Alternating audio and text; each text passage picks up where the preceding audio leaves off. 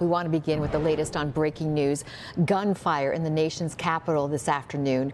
2 National Guardsmen deployed there to prevent street violence have now become the victims of violence.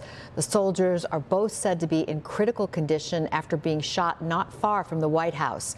Chuck Goudie and our NBC5 investigative team are following late details on the attack and the law enforcement response now underway. Chuck, what have you found out? Allison, National Guardsmen on patrol in D.C. today. One moment keeping the peace on this day before Thanksgiving. The next, 2 National Guard task force members attacked in a burst of gunfire. Some witnesses describing 10 to 15 shots fired. Law enforcement flooding the scene near the White House.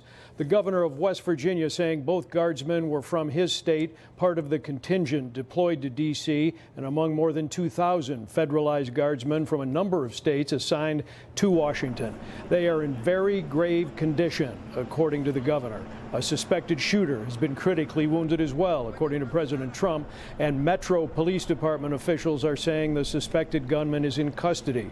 Authorities have not revealed that person's identity or a possible motive, but there are concerns in law enforcement that this was a targeted attack, meaning the uniformed National Guardsmen were isolated and shot, not the victims of some random street crime near a transit station about 2 blocks from the White House. A lockdown in effect at the White House, although President Trump was not there. He's in Florida for Thanksgiving. Last summer, it was the president who called up National Guard units to Washington, D.C.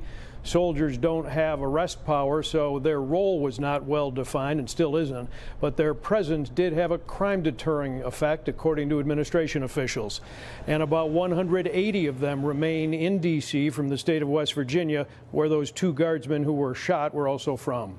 There is a multi-level investigation underway right now, with the FBI and military police involved, but Washington, D.C. police have the lead.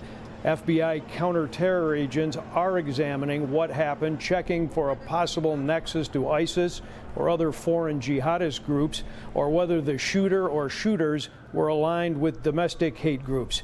There is just no direction on any of that yet.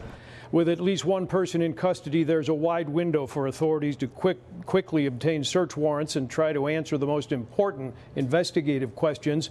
Was it a targeted attack indeed? And if so, why? Was it coordinated with others? Were certain organizations sponsoring the attack or sanctioning it?